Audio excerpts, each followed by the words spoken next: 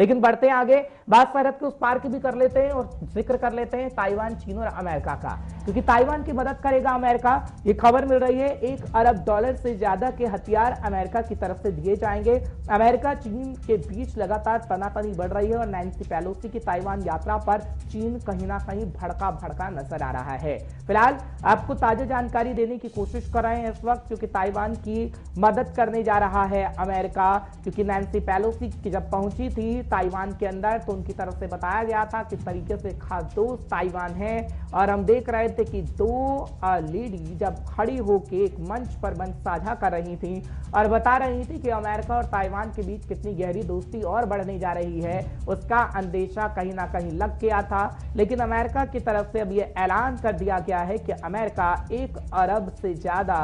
Dollar के हथियार देने ताइवान को जा रहा है, और ये सब हो रहा है और इसे अंतर्राष्ट्रीय बिरादरी देख रही है और अंतर्राष्ट्रीय बिरादरी की इस पर पूरी नजरें हैं, क्योंकि अमेरिका विश्व का सबसे बड़ा देश, सबसे पावरफुल देश, और चीन के बीच तनातनी कहीं ना कहीं जारी है। ताजा जानकारी जब हम आपको दे रहे हैं तो रहमत कलीम हमारे साथ जुड़े हुए हैं, हमारे संवाददाता, हमारे सहयोगी, उनसे जानकारी लेने की कोशिश करते हैं। रहमत, बहुत बहुत शुक्रिया अपना समय देने के लिए। क्या कहेंगे, चीन और अमेरिका के बीच जो तनातनी देखने को मिल रही है, क्या वो और बढ़ सकती है आगे आने वाले समय में? क्योंकि कहीं ना कहीं जो खबर हम बता रहे हैं उससे अंदेशा यही लग रहा है। जी बिल्कुल, देखिए जिस तरह की तस्वीर अभी बन रही है और अमेरिका की जानिब से जिस तरह की कोशिश की जा रही है और ताइवान जिस तरह से अपनी जिद पे अड़ा हुआ है, ऐसे में यूं आप इसे ऐसे देख सकते हैं कि चीन न चाहते हुए भी बाज़ाब्ता तौर पर अब जंग की जैसी तस्वीर बनाने के लिए मजबूर हो जाएगा। क्योंकि पहले दिन से जिस तरह की सूरत हाल हमने देखी थी नैन्सी पेलोसी के दौरे के दौरान, उस वक्त जिस तरह से माहौल क्रिएट किया गया था, जिस तरह के हंगामा खेज माहौल पैदा किए गए थे और लग रहा था कि आजकल में ही जंग शुरू हो जाएगी, आजकल में ही ताइवान के खिलाफ हमले शुरू हो जाएंगे। लेकिन उसके बावजूद एक ग्लोबल प्रेशर था जो जिसे खुफिया तौर पर आप कह सकते हैं कि खुफिया तौर पर चीन को यह समझाने की कोशिश जरूर की गई थी कि फिलहाल हालात साजगार नहीं है, ग्लोबल चैलेंजेस बहुत सारे हैं और इन चैलेंजेस में जब हम कोरोना से निकले हैं तो हर मुल्क के अंदर जो कमियां हैं उन कमियों की भरपाई करने की जरूरत है और फिलहाल उस पर ध्यान देने की जरूरत है। इसलिए हमें जंग में नहीं जाना चाहिए। एक जंग पहले ही दुनिया देख रही यूक्रेन और रूस में, तो ये अंदरूनी तौर पर चीन को समझाने की कोशिश की गई थी। चीन कुछ हद तक इस बात को मानता रहा और कुछ ना कुछ आप यूं देखें कि जंगी सिर्फ मश्क करके खामोश रहने पर ही इत्तेफाक किया। लेकिन जिस तरह से हम मुसलसल देख रहे हैं कि अमेरिका की जानिब से बयानबाजी हो, दौरे हो या फिर इस तरह के फैसले हो, इन तमाम फैसलों से अब ऐसा लगता है कि चीन मजबूर होकर के फिर से ताइवान के खिलाफ अपनी कार्रवाई शुरू कर सकता है। आज का जो फैसला हुआ है अमेरिका की जानिब से, अमेरिका का ताइवान के साथ अब तक के सबसे बड़ा डिफेंस डील आप इसे कह सकते हैं। इससे बड़ा प्रोजेक्ट या इससे बड़े हथियार के प्रोजेक्ट का ऐलान इससे पहले नहीं किया गया था, बल्कि आज सबसे बड़ा प्रोजेक्ट या यूं कहिए कि सबसे बड़ी डील हुई है करीब 110 करोड़ का। तो 110 करोड़ की यह डील में बाज़ाब्ता तौर पर 3 हिस्से खास से, और ये सारी डील सिर्फ इसलिए है कि ताइवान को हथियार देकर के डिफेंस के सेक्टर में दिफाई पोजीशन पर मजबूत करने हैं, उनकी आर्मी को, उनकी फौज को, उनकी सिक्योरिटी को मजबूत करने हैं। तो इन जो 110 करोड़ के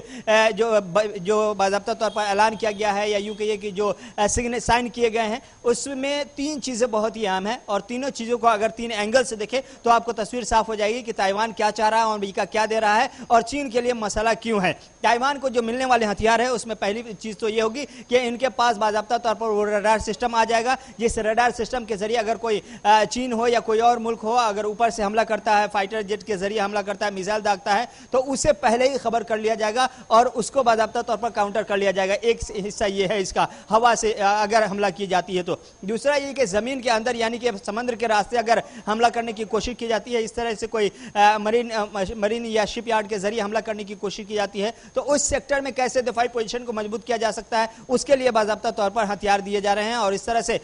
जो कुछ मिसाइल जो सिस्टम है वो मिसाइल सिस्टम उन्हें दिए जा रहे हैं, कुछ मिसाइल भी दिए जा रहे हैं, मिसाइल डिटेक्टर भी दिए जा रहे हैं। तो हथियार है, हर तरह के हथियार है, यानी तीनों महाज पर आप देख सकते हैं, जमीन से जमीन पर मार करने वाली, जमीन से आसमान पे मार करने के लिए या फिर आसमान से आसमान में मार करने वाली, इन तमाम हवालों से जो मिसाइल हो सकते हैं, जो हथियार हो सकते हैं, इन तमाम हथियार। और मेरा आपसे है, क्योंकि बनिया को तो आप जानते होंगे, अमेरिका बनिया की भूमिका निभा रहा है या वाकई मदद कर रहा है? जी देखिए, बिल्कुल बनिया ही है और इसे आप बनिया के अलावा और कुछ नहीं कह सकते। इसकी पूरा एक ट्रैक रिकॉर्ड है। अगर आप हिस्ट्री देखेंगे अमेरिका की, इस तरह की जब भी किसी दो मुल्क में जंग हुआ है उसमें सबसे ज्यादा किसी मुल्क ने अपना हथियार बेचा है या किसी हथियार का डील किया है तो वह सीधे तौर पर अमेरिका रहा है। इससे पहले भी आप यूक्रेन और रूस की जंग को देख सकते हैं, उससे पहले आप इराक को देख सकते हैं, उससे पहले अगर आप मशरिक वस्ता की तरफ जाएं तो फिर सऊदी अरब को देख सकते हैं। जिस तरह से यमन में जंग चल रही है तो सऊदी अरब को वहां हथियार बेच रहा है, इधर यूक्रेन के साथ हथियार बेच रहा है और अब इधर ताइवान के साथ सबसे बड़े डील पर मुहर लगा दिया है। तो इस तरह से आप तस्वीरों में देख करके अंदाजा लगा सकते हैं कि जो अमेरिका का कैरेक्टर रहा है उस कैरेक्टर में सीधे तौर पर अमेरिका एक बनिए के तौर पर नजर आया है। और इन मुल्कों को हथियार जाहिर सी बात है मुफ्त में नहीं दिया जा रहा, बल्कि इसके पैसे लगेंगे, आज नहीं कल देने पड़ेंगे और मजबूरी में इस तरह से एक तो ये होगा फायदा अमेरिका का कि जिस तरफ अमेरिका इशारा करेगा